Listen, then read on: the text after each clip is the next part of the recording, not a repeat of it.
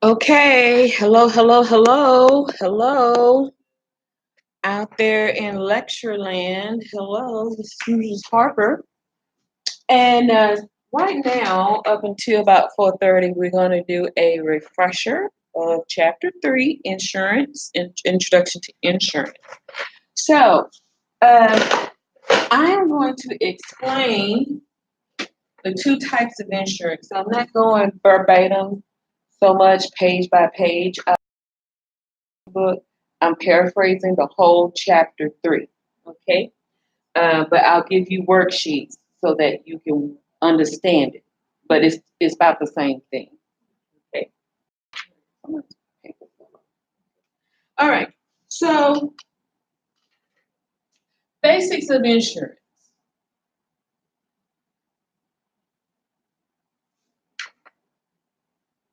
Insurance,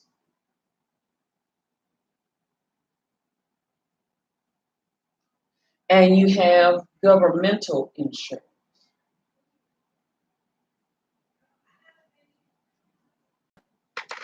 Okay. So you have those two: basic insurance and governmental insurance. Okay, great. Okay, so these are the two verbiages that you need to understand in your line of work as a medical biller coder. Okay, in the medical billing coding department, you may also verify insurance. You may have to work the front desk to help collect the insurance and the information. Okay, so of these two categories, these are two categories. Okay.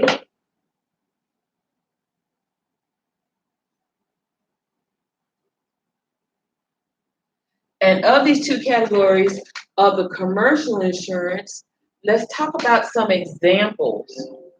What are some examples of this insurance? Okay. You have Aetna, you have Blue Cross Blue Shield, you have United Healthcare, you have Cigna, you have Molina, um, those are most of the popular insurance that I can name off the top of my head. Okay, so if someone says, Julieta, does this patient have commercial or governmental insurance? If that patient has Aetna, then your answer is to have commercial insurance. That commercial insurance is Aetna. Or that person has Blue Cross Blue Shield. That commercial insurance is Blue Cross Blue Shield. Does that make sense? So I'm trying to get you to understand the office lingo of what's being said and what's being asked of you in the office. Does that make sense? Okay. So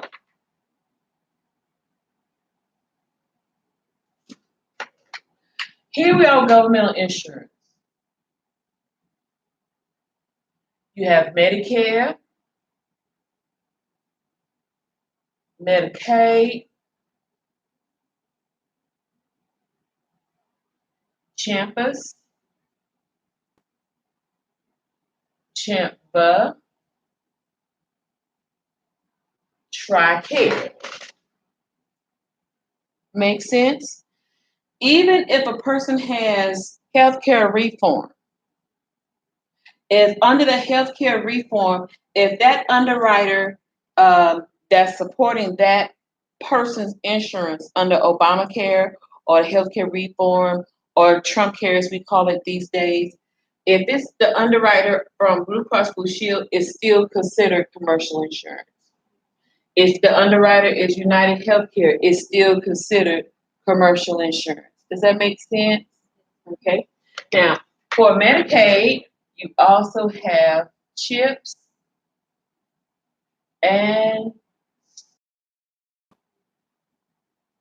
maintenance.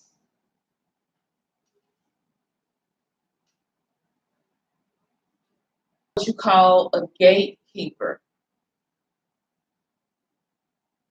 These are gatekeeper policies. Now, what do I mean by gatekeeper? physician or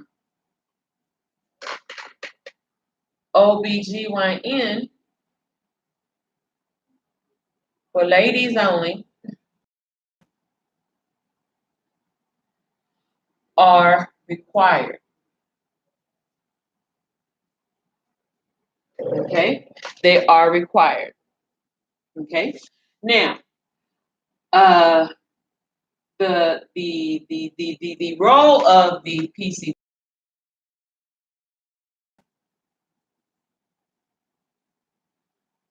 The role of the PCP is to treat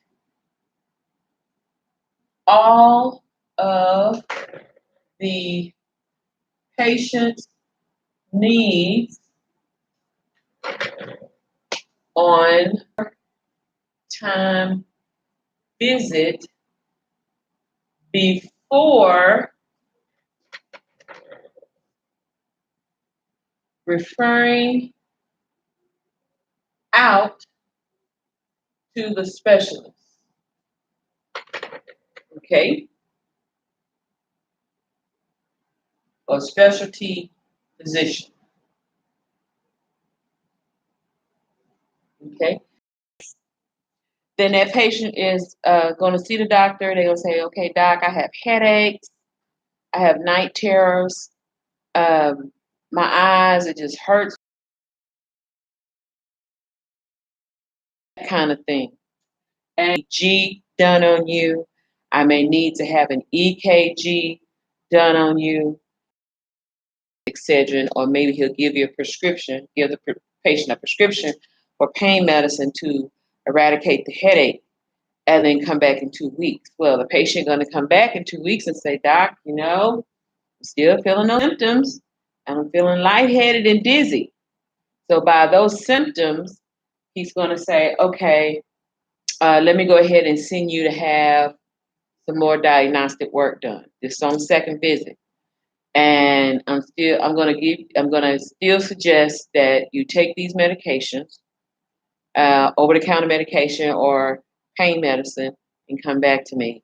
So when the patient comes back on the third try, and maybe the EKG or the electroencephalogram for the sleep and brain waves will tell the physician, it's the insurance that didn't do it, didn't call the PCP office to get the authorization number, or didn't call the insurance company to get the authorization number. They're going to be mad at that person. Okay? So this is very important to understand. Okay? Now,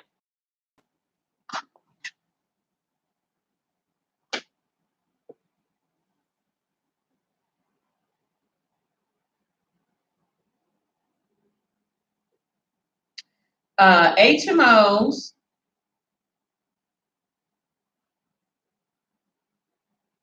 do co-pays only. HMOs do co-pays only. Okay? They don't do co-insurance. They don't do deductibles. They have nothing to do with out-of-pocket max. They only deal with co-pays. And such examples of co-pays can be $40, $60. It could be even $25 if you want it to be. They do have what you call a capitated amount. And that capitated amount, it caps out the number of visits per physician kind per year.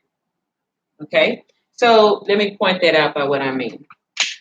A PCP, you can see your PCP 60 to 80 times a year, and it's going to cap out. So it may be 60 times $40. every time you see a PCP. And they're going to say, okay, they're going to send you an EOB and they're going to say, Ms. Julieta, you have reached your maximum visits for the year, you know, and they'll let you know that, and they'll let you know what to expect. Either you pay out of pocket or they may do something a little different with your insurance. Does that make sense? Your physician of whatever kind, be it PCP or specialist, they know they can only allow to have you in the office so many times per year, so many times per month. And it has to be